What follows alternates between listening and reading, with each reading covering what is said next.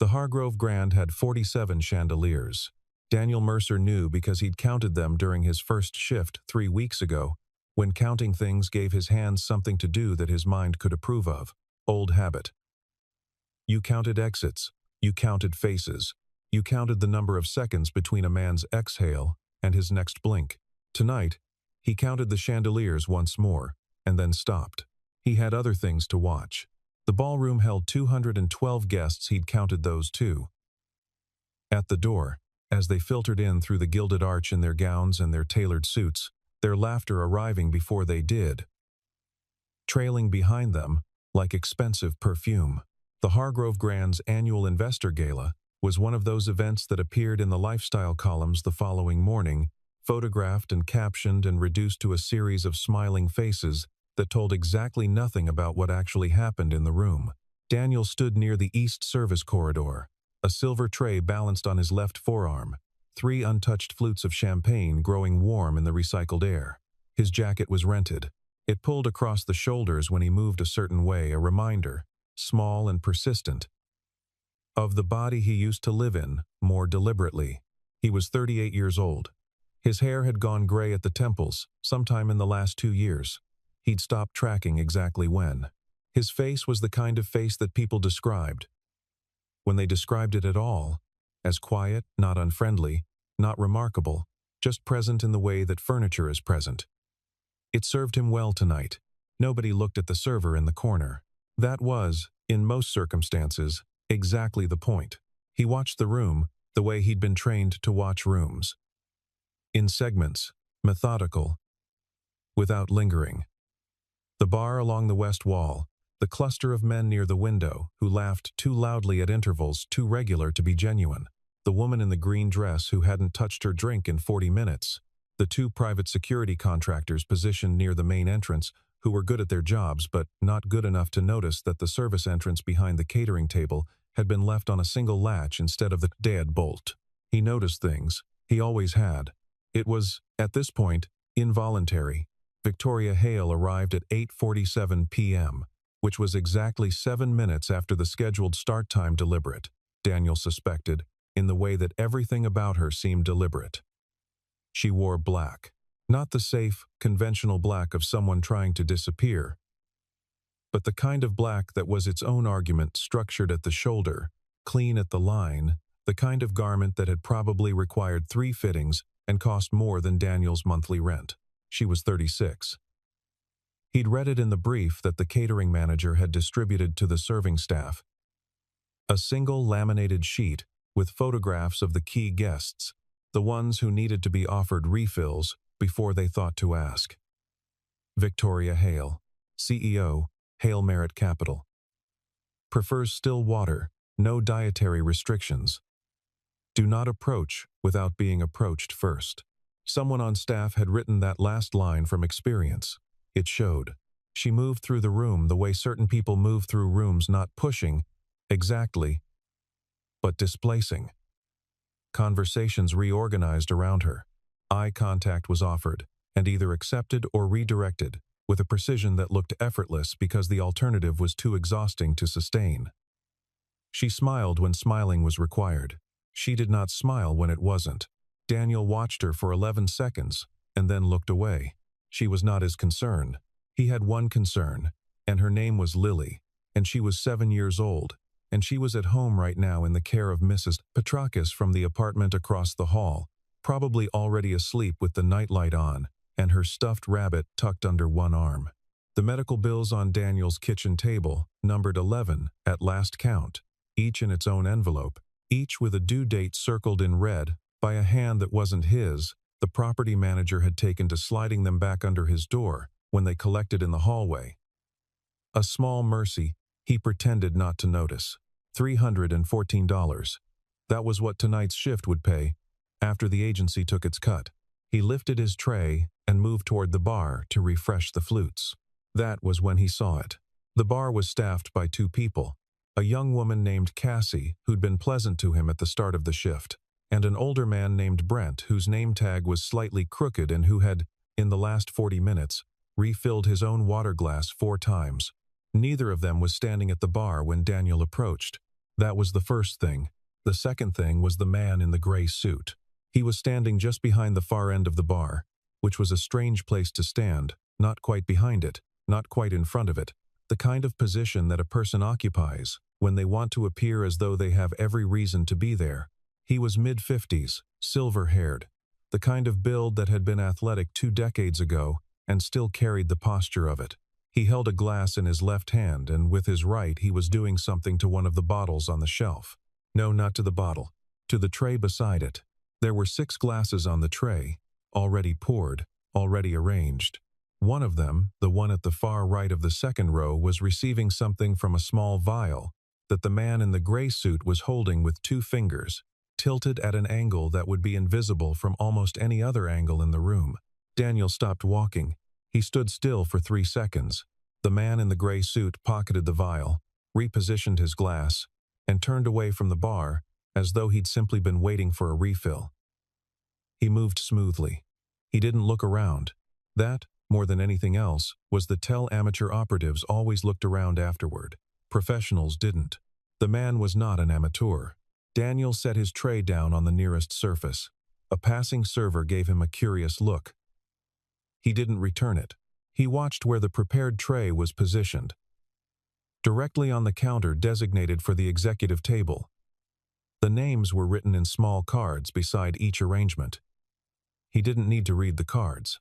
He'd already memorized the seating chart from the laminated brief. Victoria Hale, far right, second row, flashback. Not a memory he chose. The kind that chose him. A room that smelled of dust and metal. A briefing with photographs pinned to a corkboard. His trainer, a woman named Elspeth who'd had the patience of geology and the humor of a tombstone, pointing at the photographs and saying, "You will see things that don't belong. Your only job is to see them first." Seeing first is surviving. He'd been 24. He'd thought that was the whole job. He'd been wrong about that, but right about the seeing. 17 years of federal protective detail. 3 overseas assignments. 1 resignation letter that had taken him 4 months to write and 4 seconds to submit. He'd walked away when Lily was 2 and her mother was already gone, and the math of his life had reorganized itself around a single variable. He wasn't that person anymore, except that the skill the seeing didn't leave. It sat in the back of his mind like a second heartbeat, patient and constant. Seeing first is surviving. He looked at the clock above the service corridor. 9:03 p.m. He looked at Victoria Hale, who was 20 feet away, accepting a glass of water from a different tray. He looked at the prepared tray behind the bar. He thought about Lily's face when she slept, the absolute, uncomplicated piece of it, the way her breathing evened out within minutes, and her hand relaxed around the stuffed rabbit, and she looked, in sleep, like someone who had never been afraid of anything. He thought about the 11 envelopes on his kitchen table. Then he stopped thinking and started moving. He found a cocktail napkin on a high table near the east wall. He borrowed a pen from his shirt pocket. He always carried one. Another habit. Another residue. And wrote 4 words, and a punctuation mark that felt, in the moment, like the longest sentence he'd ever composed. "Don't drink it. Leave now." He folded it once. He straightened his jacket. He picked up a fresh tray from the catering station, 2 glasses of still water. The kind he'd memorized she preferred, and he crossed the ballroom. The distance was perhaps 30 feet. It felt considerably longer. Victoria Hale was standing in a conversation cluster. A man in his 60s with a red pocket square, who was gesturing expansively, and 2 younger men who were nodding at intervals, calibrated to look engaged, without committing to agreement. She was listening. Her expression was the kind of neutral that takes years to construct, attentive enough to be polite, closed enough to reveal nothing. Daniel approached from her left at a service angle, the correct approach for an unobtrusive refill. The red pocket square man didn't pause his story. The 2 younger men didn't look up. Victoria's eyes moved to him for exactly 1 second, the reflexive acknowledgement of service staff, automatic, dismissive, and then he was close enough. He offered the tray with his right hand. With his left, he pressed the folded napkin against the base of her glass, so that when she reached for it, her fingers found both the cool stem and the folded square beneath it. She took both, without looking. He stepped back. He moved toward the service corridor. He did not look behind him. He counted to 10. Victoria Hale had survived 14 years in capital markets by developing, among other things, an extremely accurate threat assessment reflex.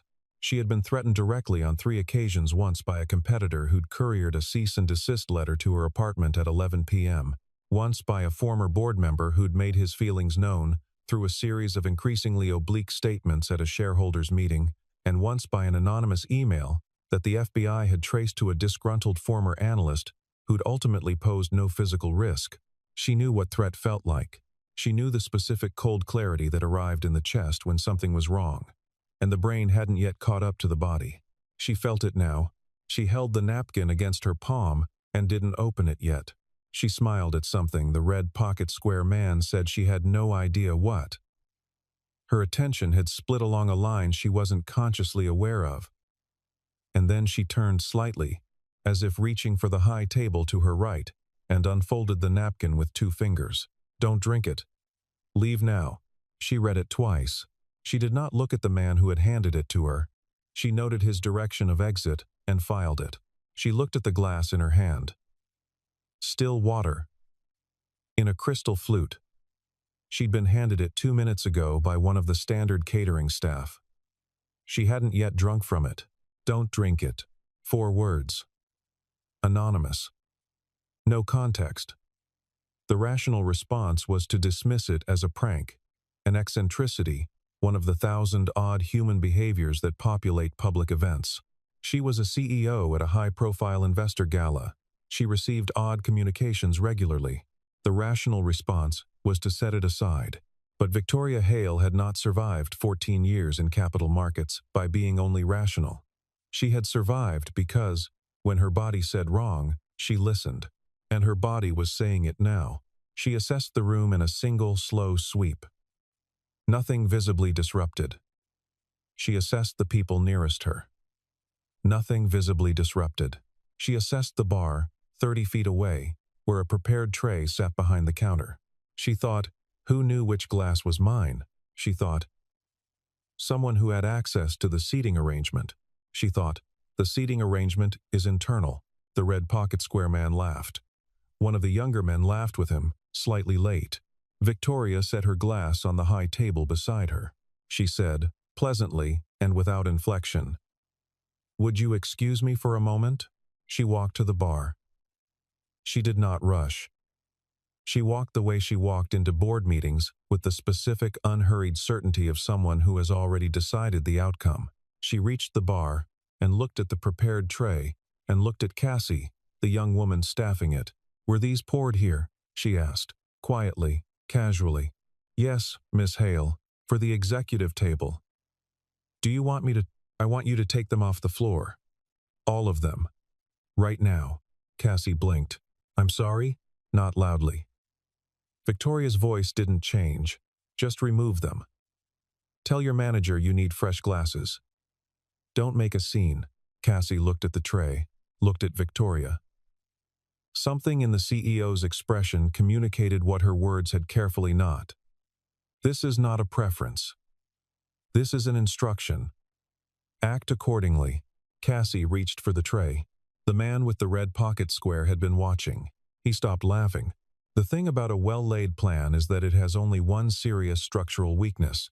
The moment when the expected outcome fails to occur. Plans are built around expectations. When the expectation collapses, the person who built the plan almost always reacts. Not dramatically, not in the way that bad films depict, with sudden movements and panicked expressions, subtly, a stillness where there should be motion. A gaze held half a second too long, on a point that shouldn't require attention.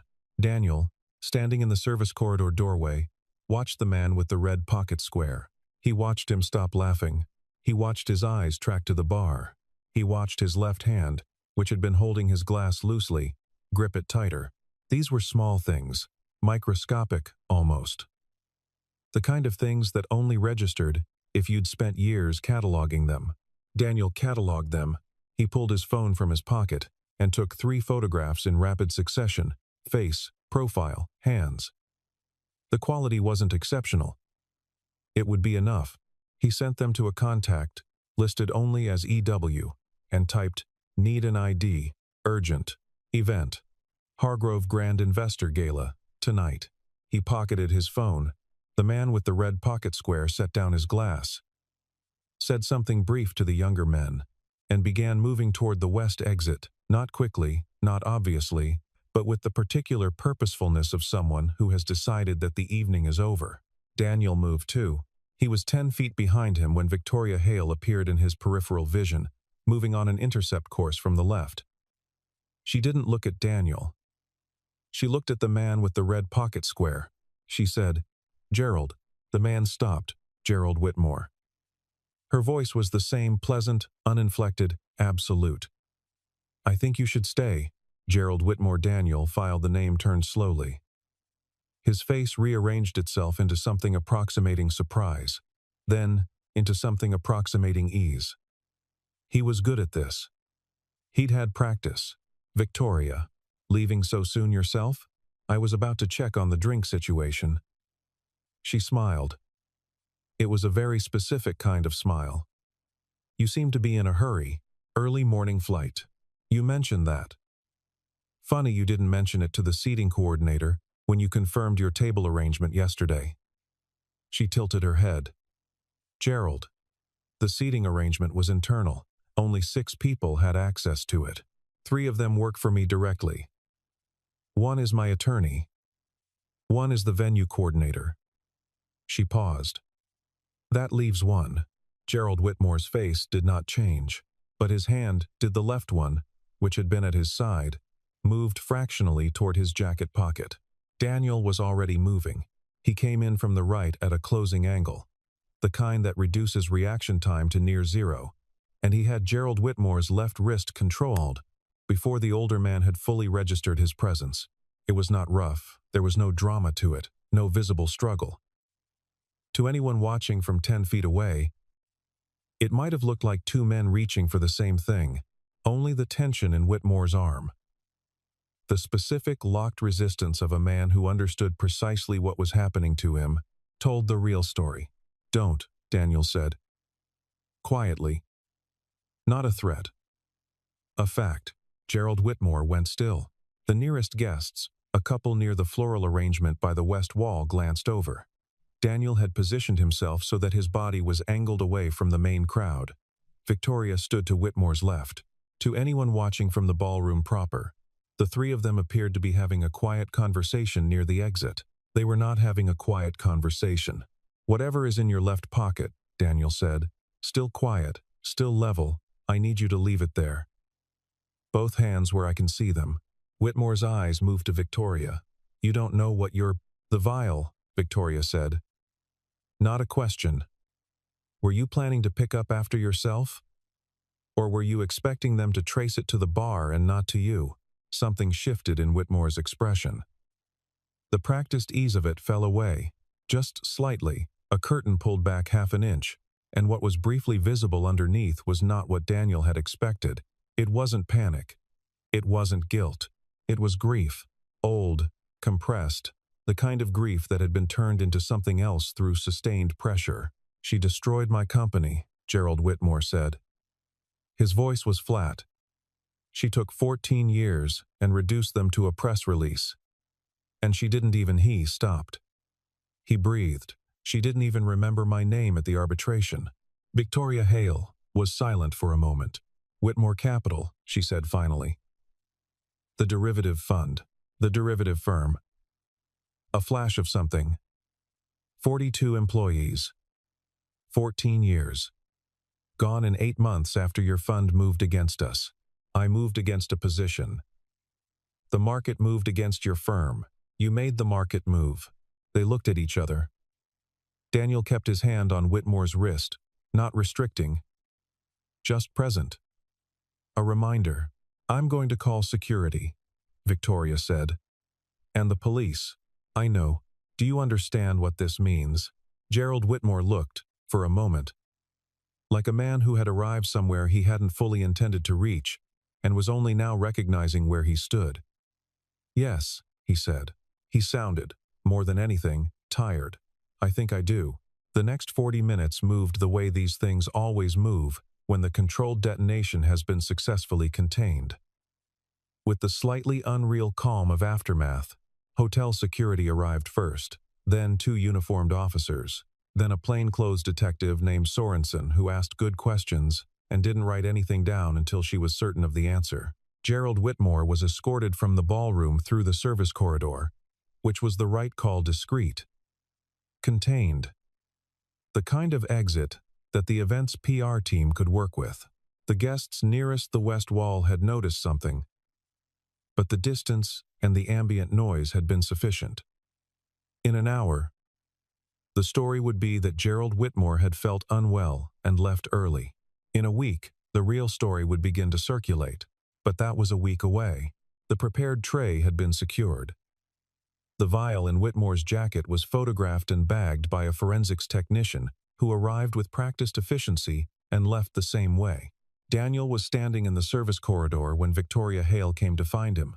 She stood in the doorway for a moment, looking at him the way people look at things they haven't categorized yet. "You're not a server," she said. It wasn't a question, exactly. But it wasn't a statement either. "I'm a server tonight," Daniel said. "The rest of it is history." She studied him.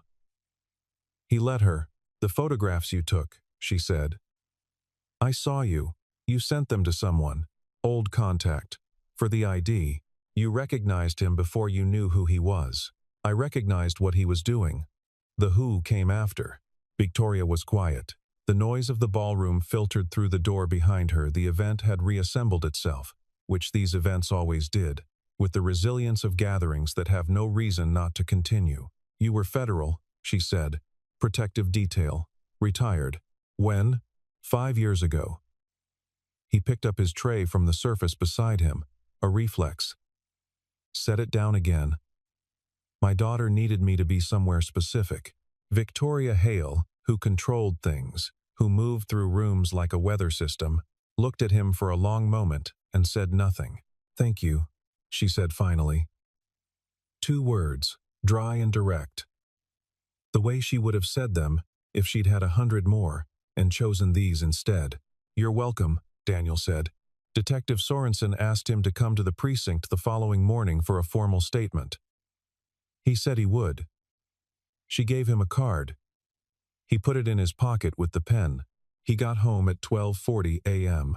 Mrs. Petrakis was asleep in the armchair near the television, a paperback open on her chest. He touched her shoulder gently and she startled awake and said, "She went down at 9, no trouble," and he thanked her and walked her to the door and stood in the hallway until he heard her apartment door close across the hall.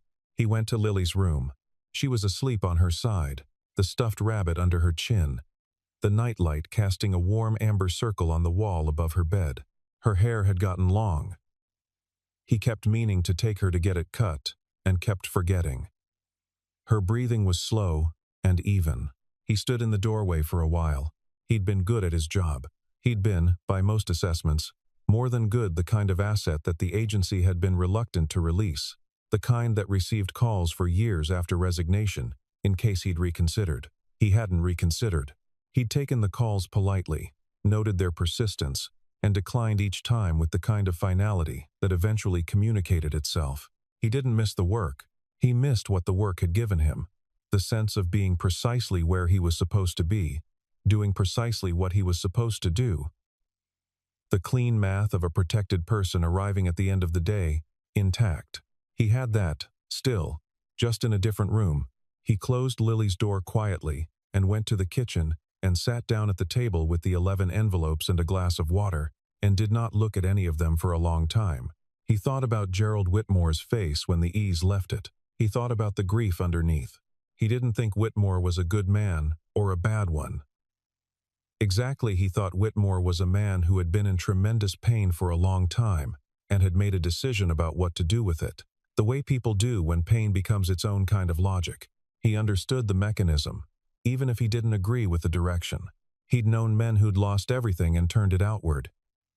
He'd made different choices, or the choices had made him. It was hard, at 38, to know which came first. He thought about Victoria Hale saying thank you with the exact economy of someone who meant it precisely, and no more. He thought, she controls everything she can reach. He thought, that must be exhausting. He went to sleep at 2 a.m. with the lights off and the envelopes unread. The story ran in the business section, not the front page, which was where these things usually ran when the participants preferred containment. Former executive detained at Hargrove Grand Gala, attempted contamination foiled. 4 paragraphs. Careful language. No photograph of Daniel, which had been his only specific request when Detective Sorensen called to say the statement had been processed. He didn't read it himself. He found out it had run because Cassie, from the catering team, texted him through the group thread the agency used. Saw the news. You okay? He texted back. Yes, thanks. 3 days passed. On the 4th day, a car appeared outside his building at 8:15 a.m., a black sedan, late model, the kind that has privacy glass and no visible branding. A woman in a dark coat got out and rang his buzzer. He asked who it was through the intercom. I'm an assistant to Victoria Hale, she said. She'd like to speak with you. She said to tell you it's not about legal matters and not about the event. She said to tell you she's asking. He thought about that word, asking. He suspected it wasn't one she used frequently. He buzzed her in. The assistant, whose name was Rhea, who had the brisk efficiency of someone who managed many things simultaneously and enjoyed the complexity of it, handed him an envelope and said that Miss Hale would appreciate a meeting at his convenience. She did not say at your earliest convenience, which was a corporate construction that meant immediately. She said at your convenience, and from the look on her face, she appeared to mean it. The envelope contained a handwritten note, actual handwriting, blue ink, precise. I owe you more than a thank you. That's not comfortable for me to admit. I'd rather say it in person. V. H. He turned it over. On the back, a phone number. He thought about it for most of the day. He picked Lily up from school. She was in 2nd grade. Bright and particular, currently in a phase of being deeply interested in how things were manufactured, and she told him about a project on the bus. And he listened and asked questions and thought, in the background of his attention, about what more than a thank you meant from a woman who chose her words the way other people chose investments. That evening, after Lily was asleep, he called the number. Victoria answered on the 2nd ring. I wasn't sure you'd call, she said. I wasn't sure either. A brief silence, not uncomfortable. I'd like to meet, she said. Somewhere that isn't an event. Somewhere neutral. There's a diner on Ashwell, he said. Opens at 7. Tomorrow? Sure.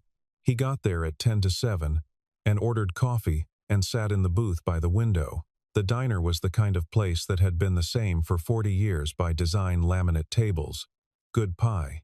Staff who knew the regulars and left them alone. He'd been coming here since he moved to the neighborhood 3 years ago. It was one of his places. Victoria Hale arrived at 7 exactly and stood for a moment inside the door, looking around the room with the rapid assessment of someone entering an unfamiliar environment. She was in dark jeans and a gray sweater, no jewelry except a watch. She looked, without the architecture of the gala, like a different version of herself, not softer, exactly, but more present. Less curated. She saw him and walked over without hesitation and sat down. Coffee? He asked. Please. He waved for Helen, who brought a cup without being asked and left without comment. Daniel had tipped consistently for 3 years. It showed. I researched you, Victoria said. It wasn't an apology.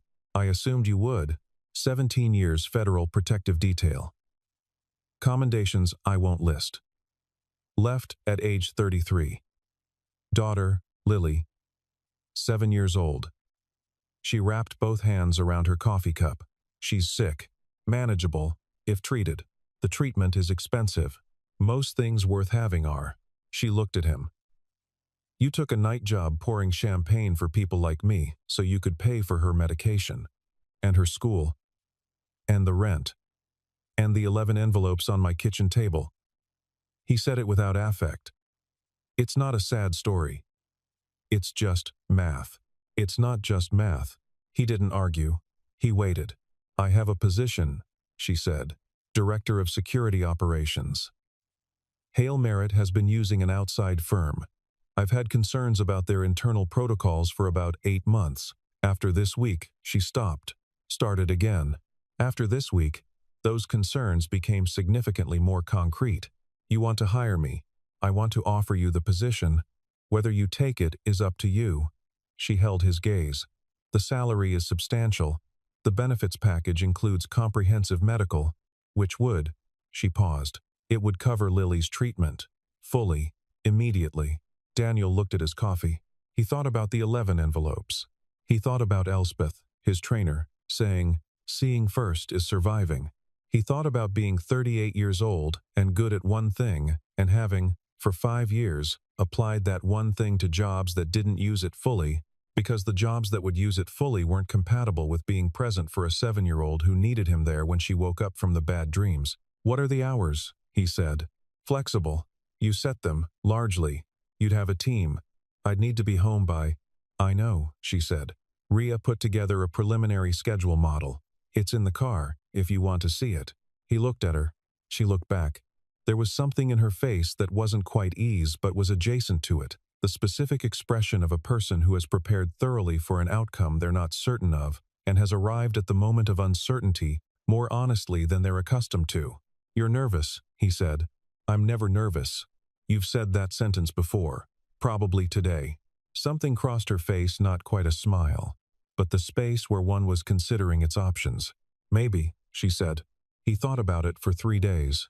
He talked to Mrs. Petrakis, who said, "Daniel, you have been exhausted for 2 years.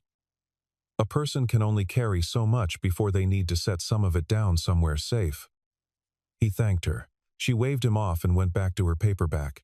He talked to no one else about it. He didn't need to. He already knew. On the morning of the 4th day, he called Rhea and said he'd like to see the preliminary schedule model. She said she'd email it within the hour. She emailed it in 40 minutes. He reviewed it at the kitchen table. It was, he had to admit, thorough. The following Saturday, Victoria Hale came to his apartment to go over some intake documents. She arrived at 10 a.m. with a folder and 2 paper cups of coffee from the good place on the corner. Not the diner, the place that charged too much for small amounts, which he'd never justified spending on himself, but which tasted, he had to admit, considerably better. Lily was awake. This had not been the plan. The plan had been that Lily would be at a playdate until noon. The playdate had been cancelled at 9:45 a.m. due to a fever at the other child's house. And Mrs. Petrakis was at a doctor's appointment, and so Lily was in the living room in her pajamas, with a craft project involving an amount of glitter that Daniel had already mentally designated as tomorrow's problem. Victoria stood in the apartment doorway and looked at the living room. Lily looked up. She had Daniel's eyes, not the color, which was her mother's, but the quality of them, the stillness and the attention. She looked at Victoria Hale the way she looked at most new things, with interest and without performance. "Hi," Lily said. "Hello," Victoria said. "You're the lady from Daddy's new job." "I am." Lily considered this. Then, "Is Daddy good at the job?" Victoria glanced at Daniel, who was watching from the kitchen doorway with the specific expression of a parent waiting to find out what his child will say next. "Yes," Victoria said. "He's very good at it. He's good at most things." Lily returned to the glitter with the air of someone who has rendered a fair verdict and moved on. "He made French toast this morning, and it was the best one yet." Victoria set the folders on the kitchen table and sat down and accepted the coffee Daniel poured, and did not, for a moment, look at anything in particular. He noticed. He said nothing. They worked through the documents for an hour. At 11:15, Lily appeared in the kitchen doorway, holding a folded piece of paper, construction paper, purple, with something drawn on the front in crayon. "This is for you," she said, extending it to Victoria. "I made it." Victoria took it carefully. She opened it. It was a drawing of 3 figures. A tall man, a smaller girl, and a third figure, tall, dark-haired, standing beside them. Under the figures, in Lily's careful 7-year-old handwriting, "Daddy and me and the nice lady." Victoria looked at it for a long time. Daniel watched her face. He watched the thing that happened in it, small and careful and real, the way something deeply controlled encounters, something it didn't anticipate and doesn't quite know what to do with. "Thank you," Victoria said. To Lily. Quietly. The same 2 words she'd said to him in the service corridor. But not the same at all. Lily beamed and ran back to the living room. Victoria set the drawing on the table beside the folders. She smoothed the edge of it once with 2 fingers. She didn't say anything. Daniel poured more coffee. Outside, the city continued. The morning opened up. The light came through the kitchen window, at the angle it always came through at this hour. Warm and indifferent to everything it touched. Lily's voice drifted in from the living room. "Daddy, I need more glitter." "Absolutely not," Daniel said. "A pose, please." He looked at Victoria. She was looking at the drawing. Something in her expression had eased, not broken open, nothing so dramatic, just eased. The way a room eases when a window is opened slightly. "I'll get the glitter," he said. Not all reversals announce themselves. Some of them arrive on a Saturday morning in a kitchen that smells of coffee and craft supplies, while a 7-year-old with her father's eyes decides, without consultation, that a person belongs in the picture she's drawing. Some of them look like French toast. Some of them look like a folded napkin. Some of them are just a man who sees what others miss, not because he was built for it, but because he chose, a long time ago, to keep looking. The rest of it is what comes after the looking. That part is still being written.